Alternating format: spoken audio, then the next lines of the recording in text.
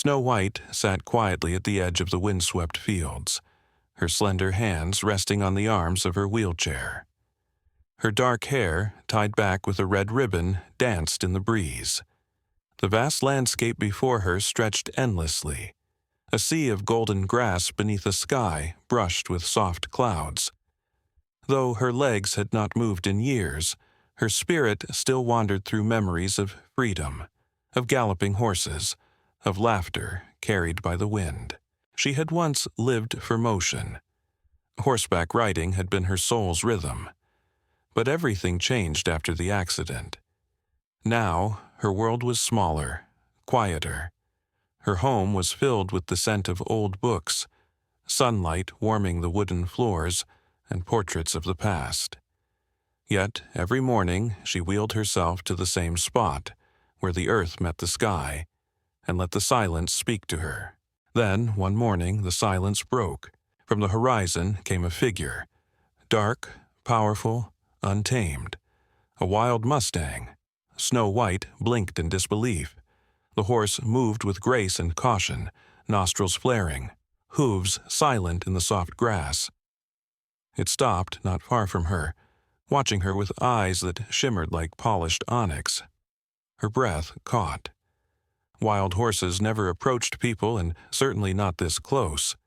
But this one, this creature, stood firm, as if drawn by some invisible thread. She whispered, "What are you doing here?"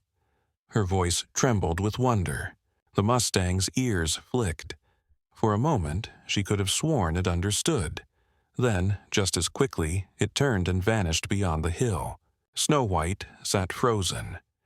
Something had stirred inside her, a flicker of life that had been dormant for years. That night, she dreamed of galloping again, of wind in her hair and hooves beating against the ground.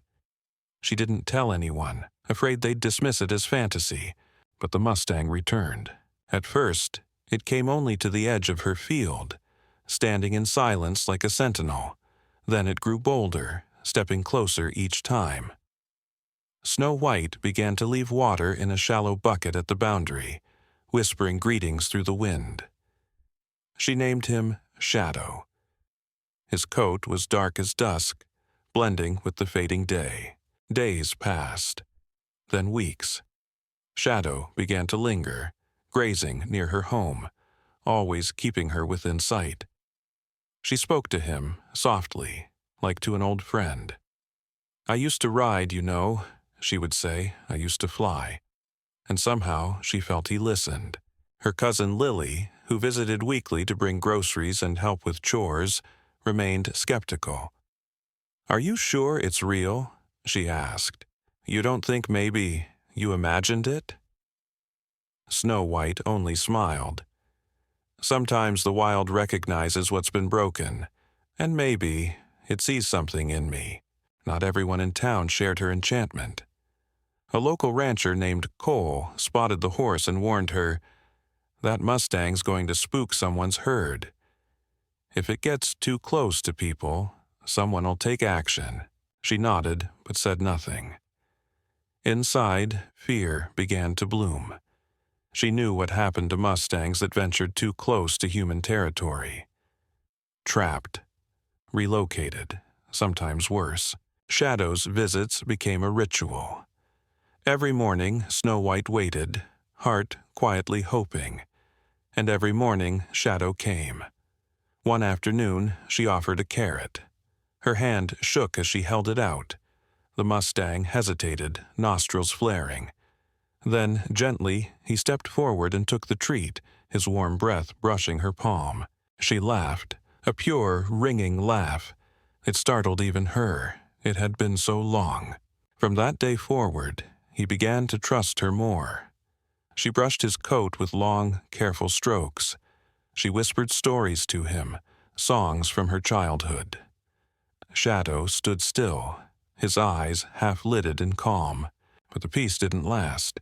One evening, as the sky turned crimson, Cole returned. "He's been spotted too close to the ranch," he said, arms crossed. "If anything happens, they'll send someone to take him away." Snow White's chest tightened. "He's not bothering anyone," she said quietly. "He's just looking for something, like me." Cole sighed. "You can't save every wild thing." That night, a storm rolled in. Lightning cracked across the sky.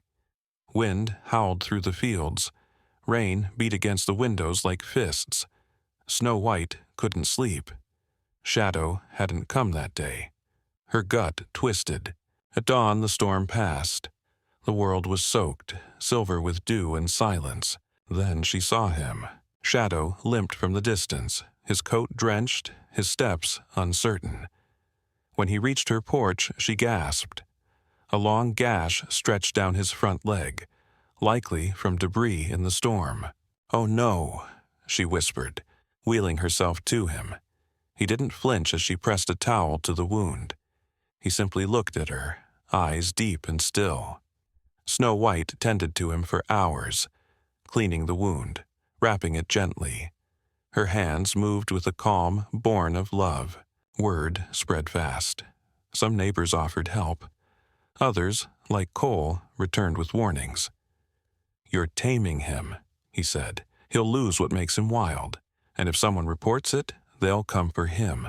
Snow White didn't argue, but inside, she made a decision. She would protect him, no matter what.